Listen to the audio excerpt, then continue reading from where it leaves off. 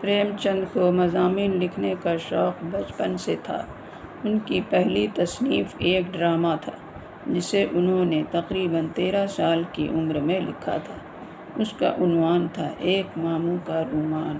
یہ ڈرامہ شائع نہیں ہوا۔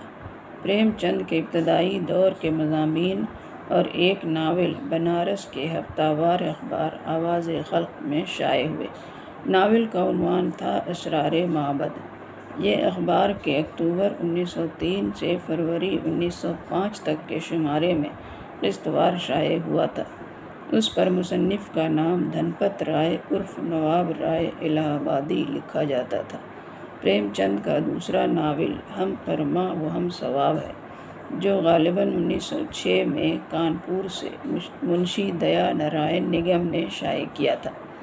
وہ ایک ماہانہ رسالہ زمانہ بھی شائع کرتے تھے، جس میں پریم چند کے بہت سے مضامین، تبصرے اور افسانے شائع ہوئے۔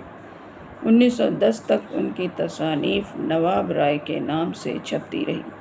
پریم چند کی کہانیوں کا پہلا مجموعہ سوز وطن بھی نواب رائے کے نام سے شائع ہوا تھا، لیکن جب حکومت کو محسوس ہوا کہ ان کی کہانیوں میں وطن سے محبت اور آزادی حاصل کرنے کی ترغیب پڑھنے والوں میں بغاوت کا جذبہ پیدا کر سکتی ہے، تو مجموعہ ضبط کر لیا گیا۔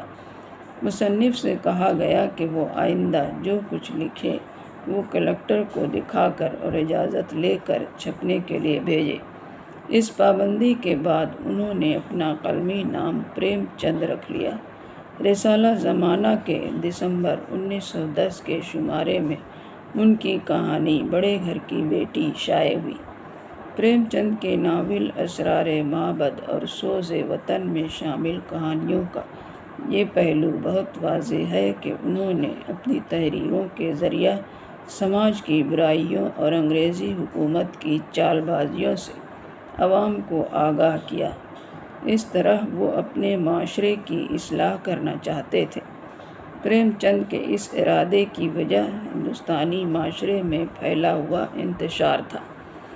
دیہات اور شہروں کی یہ حالت دیکھتے ہوئے ملک کے بڑے سیاسی رہنماؤں، خاص کر گاندھی جی کی طرح پریم چند نے بھی محسوس کیا کہ اس بھیانک بگاڑ کی جڑ غلامی کی مٹی اور فضا کی وجہ سے مضبوط ہو رہی ہے، لہٰذا ملک کو انگریزوں کی غلامی سے آزاد کرانے کے بعد ہی یہاں کے غریب لوگ انسانوں کی طرح جی سکیں گے۔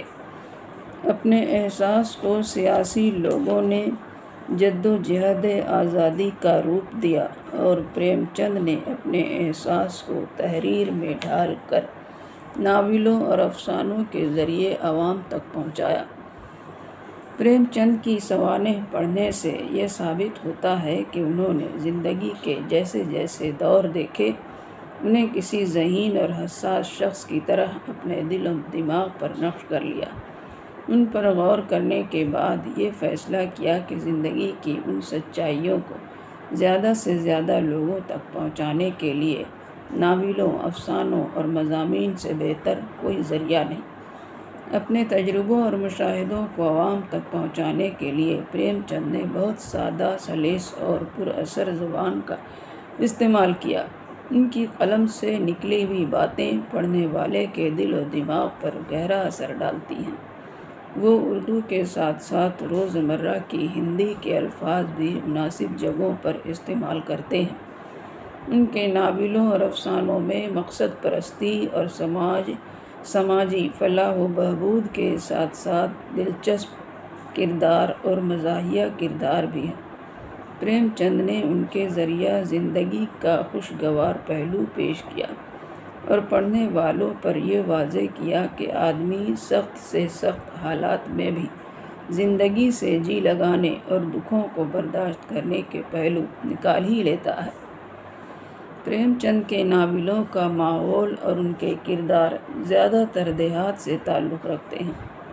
اس کی وجہ یہ ہے کہ پریم چند بھی گاندھی جی اور ٹیگور وغیرہ کی طرح اس حقیقت سے واقف تھے کہ ہندوستان کی اصل آبادی گاؤں میں بستی ہے اور گاؤں کے باشندوں کی سادگی اور معصومیت ہندوستانی معاشرے کی روح کا ایک ناگزیر جزو ہے۔ آپ نے اپنی پچھلی داستان اور افسانے میں پڑھا ہے اور انہیں پڑھتے ہوئے آپ نے یہ محسوس کیا ہوگا کہ داستان کا مصنف کردار یا واقعہ کا بیان کئی زاویہ اختیار کرتا ہے اور بہت تفصیل سے کام لیتا ہے۔ افسانے کا مصنف داستان لکھنے والے کے مقابلے میں بہت اختصار کے ساتھ اور اشاروں کنایوں میں اپنی بات کہتا ہے۔ ان اشاروں کنایوں کی تہ تک پہنچنے کے لیے پڑھنے والے کو بہت چوکنا رہنا پڑتا ہے۔ اگر اس کی نظر سے کوئی فقرہ یا لفظ چوک جائے تو افسانہ کے معنی خبط ہو سکتے ہیں۔ یہی صورت ناول میں نہیں ہوتی، کیونکہ اس میں کردار اور واقعات اکثر پورے پھیلاؤ کے ساتھ بیان ہوتے ہیں۔ ناول بیوا کے آغاز میں دار ناتھ اور امرت رائے کی باتوں پر غور کیجیے تو یہ اندازہ ہوگا کہ پریم چند نے 3-4 صفحات ہی میں وہ خیال اپنے پڑھنے والوں پر اچھی طرح واضح کر دیا ہے جس پر ناول کی تعمیر ہوئی ہے۔ ناول بیوا کے ابتدائی 9 باب شامل ہیں تاکہ آپ اس صنف ادب سے بخوبی متعارف ہو سکیں۔ پریم چند کا ناول بہت مختصر ہے، یعنی صرف 182 صفحات ہیں۔ چند صفحات پڑھ کر یہ اندازہ ہو جاتا ہے کہ پریم چند کتنے درد مند دل کے مالک تھے۔ ان کی یہ درد مندی اور انسان دوستی ان کے تمام ناولوں میں مرکزی درجہ رکھتی ہے۔ پریم چند نے افسانوں کی طرح اپنے ناولوں میں بھی دیہات کے ساتھ ساتھ شہر کے مسائل کا بیان کیا ہے۔